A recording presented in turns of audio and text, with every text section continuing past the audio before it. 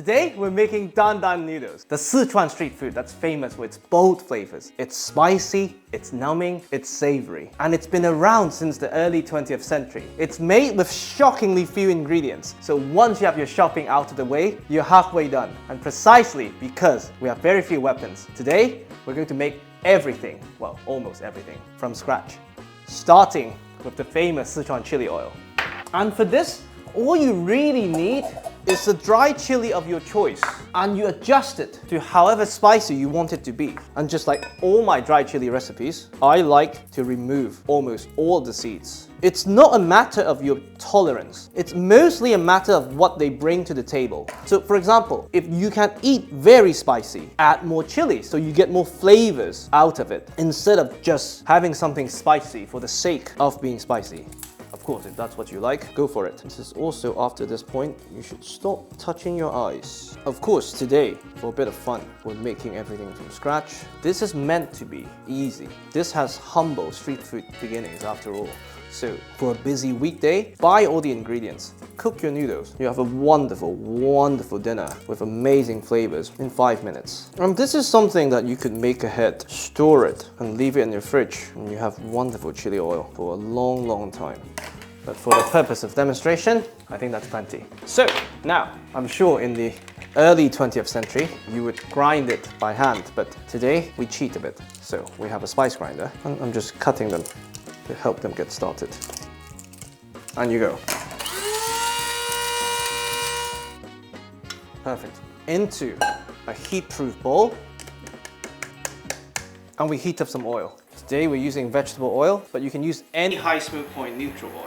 Because we're making this for the Dan Dan noodles, and we know we're going to introduce other flavors, we're just going to keep the oil plain. But if you were to make chili oil from scratch, you could throw in some spices, some aromatic vegetables at this point to really give it flavors. Sieve everything out before you bring it to proper heat, then you pour. And you want to get to approximately 180 to 200 degrees Celsius. This is the range that would extract all the lovely flavors from the chili powder without scorching them, burning them. Another way to really prevent this from burning is that you pre-oil it. And to add a bit more flavors, I like to add a bit of toasted sesame oil, just a few drops, so that they're moist to begin with before they get into contact with the hot oil. Once we're at temperature, we add the oil. From watching amazing Chinese cooks, I know it looks extremely badass to just pour them all in and you have all these like commotions. But if you're doing it for the first time at home, do it gradually so that you don't burn anything. Still equally badass-ish. See? Perfect. Give it a mix, and we have chili oil, which we can set aside. Next up, to provide the numbing sensation so that you could eat spicier food, we have the Sichuan peppercorn. Now, like I said many times in a lot of pepper-related recipes, the flavors from the peppercorn mainly come from the skin. And to really accentuate those flavors, we'll simply toast them briefly before grinding them into a powder. So, any skillet really. And again, to avoid burning, medium, even medium-low heat if you want more control. Peppercorn in, and you move them around to prevent burning. And once your room is fragrant, meaning it smells like a Sichuan hot pot restaurant when you walk in, you're done, and we grab our pestle and mortar. I'm using different equipments for different spices, yes, to avoid washing, but more importantly, with Sichuan peppercorn, like I said, because the flavors are on the skin, I really want the grinding motion to extract the amazing essential oils. So if you have the time, it's worth the effort. Peppercorn in, and you go. Once you have a fine paste, we have our toasted Sichuan peppercorn powder ready.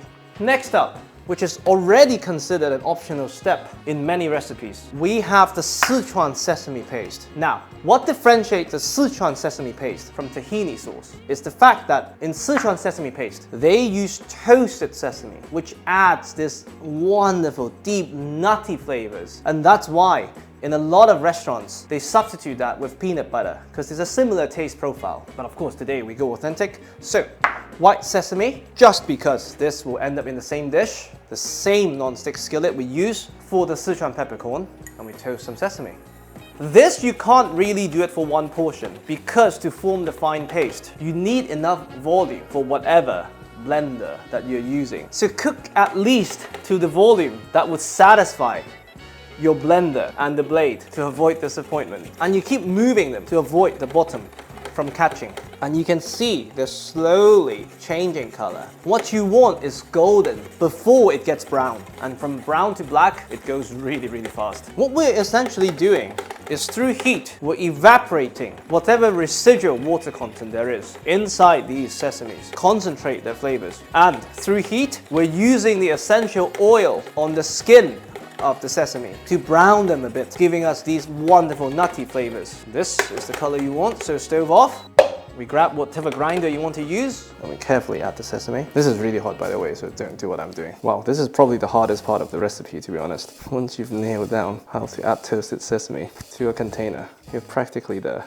And what differentiates a powder from a paste is liquid. In this case, we're adding just a neutral oil. But if you want to reinforce the sesame flavors, you can also add plain sesame oil, not toasted sesame oil, because that would be extremely, extremely overpowering. So you want to cover about half of the sesame, and then you go. In the most ideal world, you want this to have time to cool down for the purpose of demonstration. An explosion or two is okay. And that is our extremely nutty toasted sesame paste ready. Look at that texture. Now, last but not least, we have the hardest to find ingredient, the Sichuan preserved vegetable. Nowadays, in most jurisdictions, if you're happy to wait, you can order them online and they last almost perpetually. But if you can't find it, use any preserved mustard greens or skip it. The dish is flavorful enough. One thing I would certainly do though, given how flavorsome this is that we're gonna rinse it under cold running water to get rid of the excess salt, excess sugar, probably excess preservatives.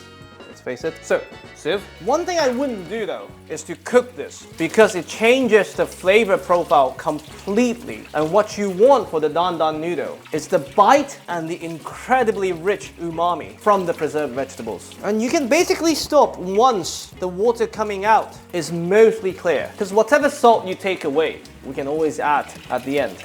Brilliant. And just to go the extra mile, I like to chop it so that everything gets combined effortlessly with the noodles. We get to the point that you know it has more umami, more texture, it tastes better. But for someone who's never made it before, they wouldn't be able to tell you there's an extra ingredient. This preserved green is used widely in Sichuan cooking. I've once had this in smashed cucumber and it was wonderful. So do try to buy it if you can. Perfect. Now, that's most of our condiments ready. Let's make some noodles. While water's boiling, we chop customary ginger and garlic. And we don't need much for this. And because we're combining the ginger and the garlic with the noodles, I'm gonna cheat a bit and use a grater to maximize flavor extraction and we get a better texture out of it. Ginger, garlic. While we're on the theme of cheating, we might as well use a crusher. On a serious note, this would actually crush the cell membranes way better than a knife. At least a knife under my control. That's plenty. So, once your water is boiling, we add our noodles. And we can start to assemble the dish.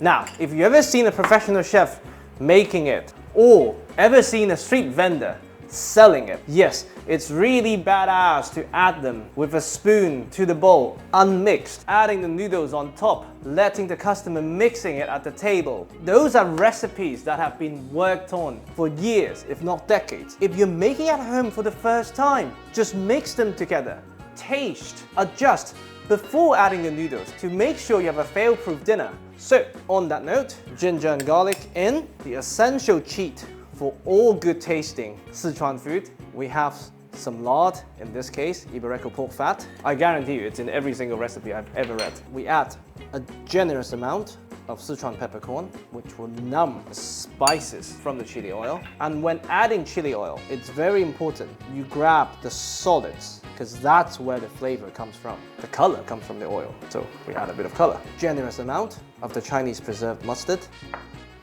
and our extremely nutty sesame paste. And now, the wet ingredients. We have a bit of light soy sauce. That's going to provide the salinity to the dish, so be a bit generous since we've not salted anything yet. And to balance the bold flavors, black vinegar. We mix, we taste, And we're ready. I personally like to add the noodles directly, taking some of the boiling liquid with the noodles to emulsify with this sauce, not dissimilar to how I would make pasta. But nowadays, some people like this cold, some people like to rinse. Try this once and let me know what you think. So straight on to this wonderful sauce. And that's it. It all started with a man or woman with a pole and 2 baskets. 100 years later, everyone still loves it. This is Dan Dan Noodles. I really hope you enjoy.